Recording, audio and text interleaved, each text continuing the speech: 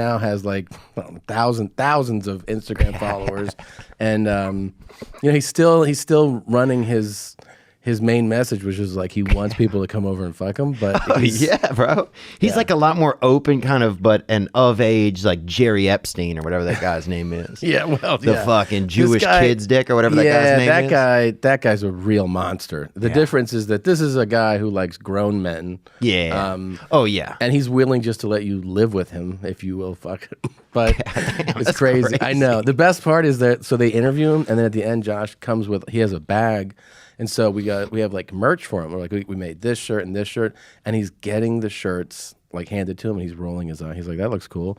He's like rolling his eyes, which I think is hilarious. Yeah. And he's like, thanks. And then Josh like, we bought you a laptop. He's like, oh. And he takes the laptop. Then he gives him an iPhone. And he's like, can you set this up for me? And Josh's like, I can't fucking set up your phone. And then finally he gives him cash, and he's like, thank you. And he just like texts him. Really? Yeah, it's great. But like the whole thing's fascinating, you know? Yeah. It's just it's a random dude who has a story. Yeah. Yeah. I like it. Yeah, you know what? All right, man. It's okay. Really? Yeah. Thank you. I mean, I'm literally not going to text you back now. I like it. I want to do it because I honestly believe this is check it out. So check it out. We're like, okay, so I have to say that podcasting, right, in general, has reinvented my career. I believe. Yeah. You're really good at it. Saved my life. I don't know about that. You're really good at it. I just talk. You're good at it. There's no filter or whatever, right? Part of why you're and good I talk at it. about weird things, you know what I mean? Yeah, man. I was molested and all that kind of stuff. Yeah. Right? I love it. Right? Yeah. And I sucked. You know what I mean? Yeah. Was that the disabled guy? In high school. Yeah, well, I don't want to, because I've said it so many times. I know, but is that who you blew? Everyone knows that, and you don't have to bring that back up. But yeah, that's who. It was the guy with down.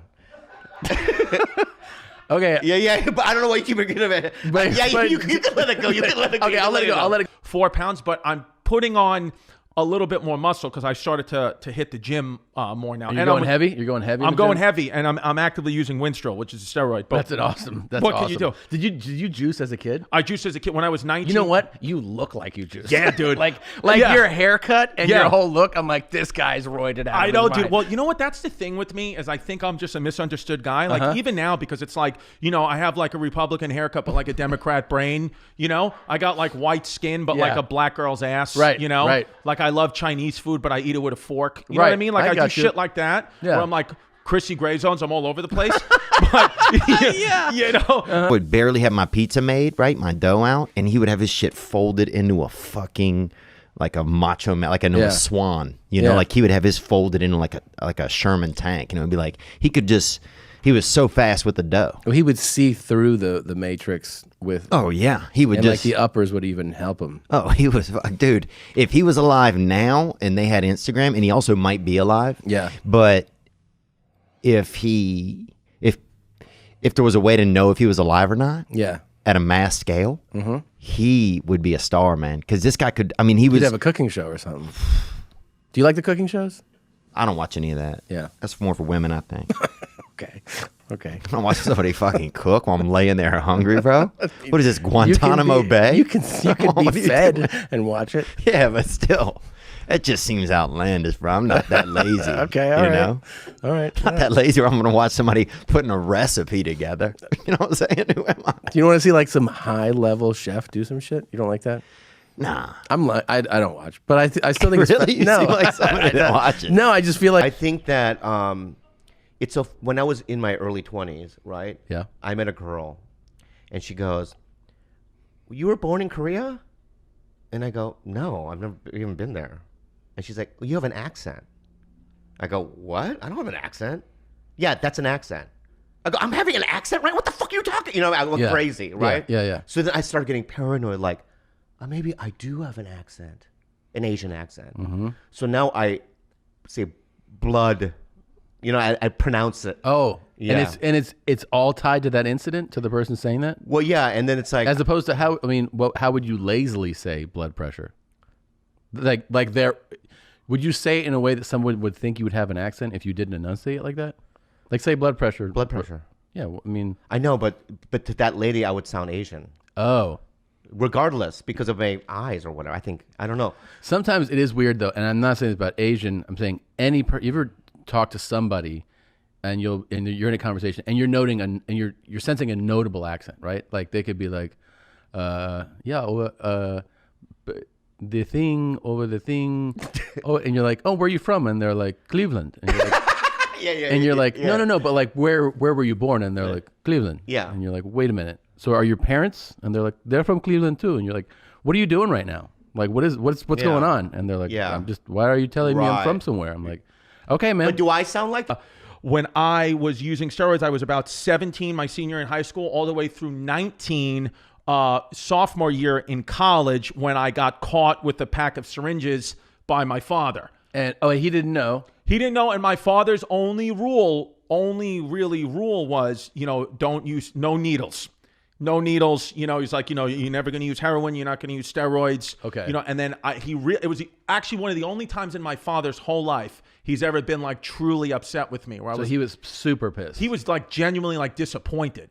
He was like, I thought you were like just this amazing white kid that was dominating everybody else, but you're on the fucking juice. Yeah. Like he was so angry, and I'm like, yeah, like I wanted like the competitive edge, and he was like, you play Division III basketball, like you're not going anywhere. Right. You know what I mean? Like, I can understand if you're juicing because you're trying to walk on at North Carolina, right. But you genuinely, there's a girl on your team in college, and that's a true story. Shout out inclusivity, but So wait, is there any downside to steroids? Because of course I was tempted, but I knew a couple guys in high school, and then a couple guys that didn't do it in high school, but they went to college. And when you go back, back home, you'd see them, and I was like, what the fuck, man? Like, dude, got huge. But I still never did it. But I was always like, curious. I don't think that there's actually a downside. I mean, I know they say, oh, if you take HGH or some types of steroids, you can get cancer. But it's like, dude, like you can get cancer from anything. A lot of things, yeah. Right? Yeah. Yep. Really? Mm-hmm. Well, then why did you want to do the wall and everything? It's funny. Yeah. It is pretty funny, I guess. Yeah. It's funnier now. Now that what? That I have even more jokes about it. Oh, yeah, that's what I heard. Yeah, you said that. Wait till my new special when I really go in. Yeah. No, but the joke starts with a real conversation. Like the bit that I do about a conversation with a guy from Lafayette who asks me, like, are you from down there? And I'm like, the fuck out of here. Like in the joke, I'm like, no. But the truth is that we are, Wow. We have our whole lineage traced back like 1730. So that's when we started down there. Yeah, so we found the dude, the actual, like the people who, we actually have genealogists do it. Damn. It was like 19 years ago. Yeah. They hired these guys. So this was like before 23andMe and all that shit. It was like a dude had to actually look it up. Yeah. And he did a presentation at a family reunion. No. Yes. And it was like, 30 something, this dude named Francisco Segura comes to like Spanish Iberia. And everybody was like, oh, this is cool. That's down by Lafayette, it sounds like. Yeah. And he's like, we're like, oh, this is cool. And then they're like, and he killed this guy and that guy. And everyone's like, all right. Sounds really cool now. Yeah, and they're like, and he started this business. And we're like, oh, that's cool. He's really successful. We're like, that's interesting. And they're like, and then he left his 40 slaves to this person. And everyone's like, wow, all right, man. This is getting a little hot. The one mixed family, one mixed kid in the family. Like, like talking about slaves. The mixed baby stopped shaking his rattle. What's up, man? Yeah, that's crazy. Yeah, but they're all from there. Yeah. Wow, that's wild, dude. So you're well, the Japanese, they oppressed our people for like 50 years, and they stole our rice. Yeah. You don't steal the rice. You don't steal the rice. That's fucked up. When you steal the rice, that's fucked up. Yeah. And you know what? Asians, we love it. We don't know what it is about it. It's small, it's cute, it's adorable. chewy. It's chewy, it's delicious. Yeah. They're not your least favorite, though. Yeah. So my dad told me a story once. I don't know if this is true or not. Yeah. But he told me one day, right before I went to sleep, I was maybe 8. He goes, "Do you know what Japanese used to do to us?" I go, "No," because I'm a kid. Yeah, and you're like 8. I'm 8. And you're like, oh, They used to lollipop. They used to hang Korean by the ankle with a rope.